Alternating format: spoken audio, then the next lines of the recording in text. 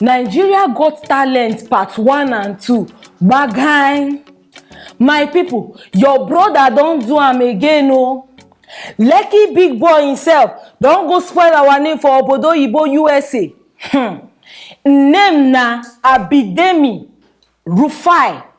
Na him be the special assistant to the Ogun State governor. Una hear am? Dem don arrest am for USA for defrauding Washington Employment Security Department of $350 million. This one no be naira o, na dollars case. And una know say I no dey skip dollars case. I dey bring am as e dey hot for this place. He use one Gmail account to file 102 claims of unemployment benefits. He still file benefits go 10 different other states for the country. My people, then search in Gmail accounts, he use fake username Sandy Tangi. If you even hear the Sandy Tangi, go dey feel say na one fine girl open the account. Meanwhile, na matured adult open the account. In recovery phone number, na phone number wey he use when he apply for visa 2019. In Google Drive account wey dey linked to that Gmail, get in pictures. A lot of evidence, so dem find evidence still wey concern other fraudulent activities, other fraud schemes wey dey the account.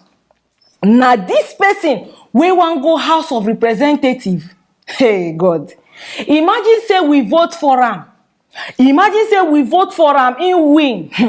Na him be say our money go enter voicemail, Gmail, Hotmail, all the mail wey dey. You be assistant, I mean they say you be assistant to Ogun State governor.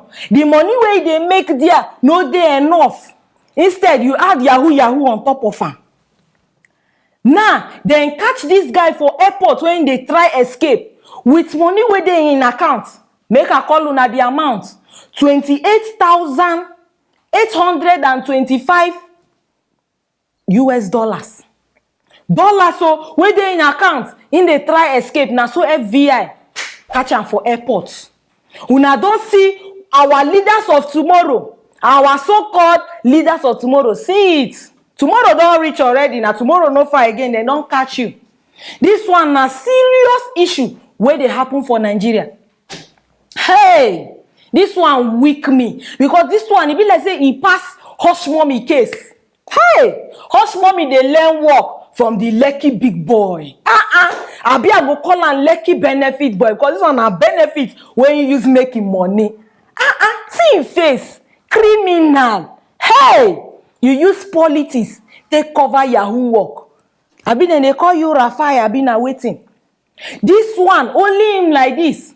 Only him see him face. Now him be the whole Yahoo boys. Only one person. Now him be the all this time they say they sell gift card. They collect how many $1,000? They collect. He rich. You feel compare 42 years grown up like this. See him face. He want collect all this money run. Now they don't give him 30 years imprisonment. 30. I bet could help me calculate. 42 plus 30 now waiting. 72 years. Now this guy go there when him ball out. He go old there. BS area don't white. I don't know whether I will call him Lord of.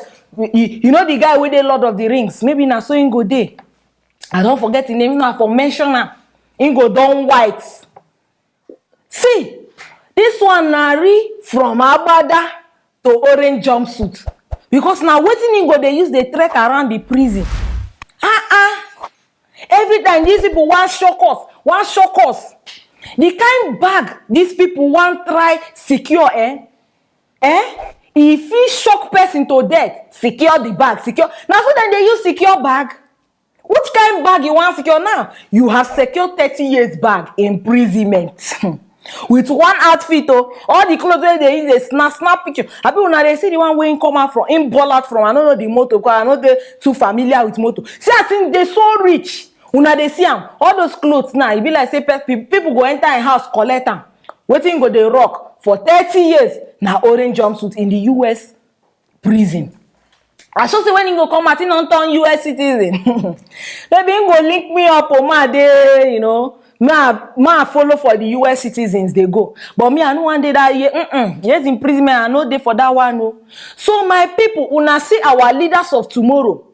Una see people where they politics. So after they go, they arrest the wrong people. When they see dreadlock, see this one, then go they arrest. See this one, see I think they innocent. They like say now only government work, they give them money. Now una don't see. Breeze don't blow, foul nyash don't open. Una don't see wetin dey happen. Person, grown up, 40 waiting. See am. My people, una fit say 30 years dey enough, or una fit say US prison dey too sexy for am to go stay.